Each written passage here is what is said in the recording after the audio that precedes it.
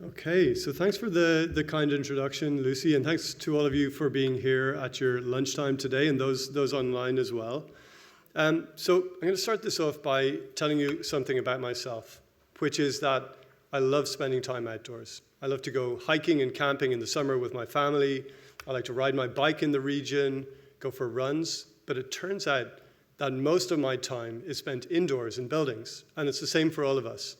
It's over 90% for all of us, no matter how much we like the outdoors. And so that's what we're talking about today, the fact that people like to be warm in the winter, cool in the summer in the buildings that they're living and working and playing in, and that takes energy and it produces emissions. So this is our beautiful region as seen from space. And, you know, I just want to draw your attention to the gray areas of this image. And those are the buildings and roads, the urban areas where most of us live. There's 2.8 million of us in this region, and we live in and work and play in around 450,000 buildings. That's what you're seeing here. And we're going to talk a little bit about those buildings and explore why it's so important to think about them from a climate action perspective. You might have picked it up in Heather's opening remarks, but I'm going to tell you something that most people do not know, and that is that buildings are the second largest source of climate pollution in our region, of greenhouse gases. You can see on the bar graph on your left that the largest is transportation, cars and trucks, and I'll put in a plug for our presentation, that's our seminars that are coming up in the spring about transportation. And industry is less than from buildings. So that's something that's important, is people often think about industry when they think about greenhouse gas emissions. The reason for that is shown to you in the donut graph on the right, which shows buildings emissions.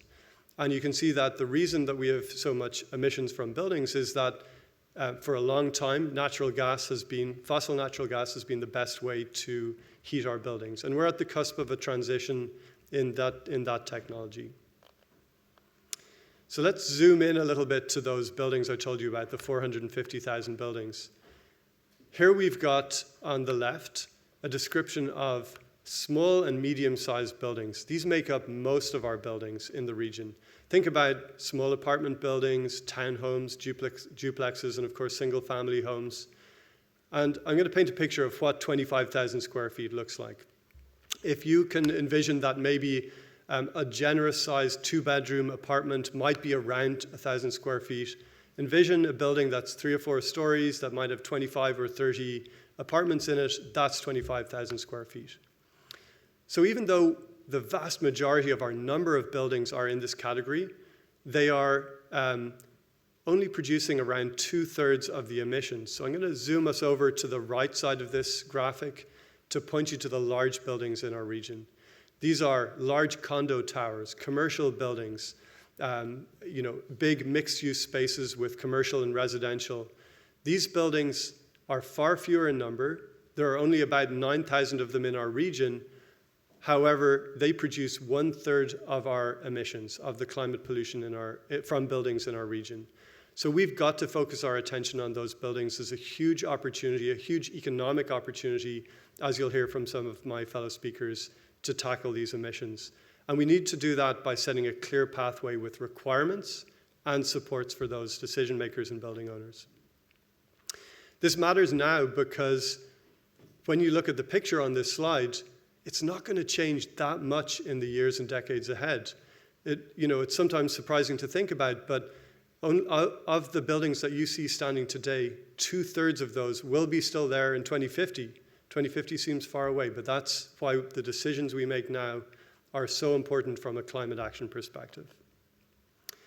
So because climate action, or the building sector, is so important from a climate perspective, we've got a plan. Metro Vancouver has a plan, as do many other agencies.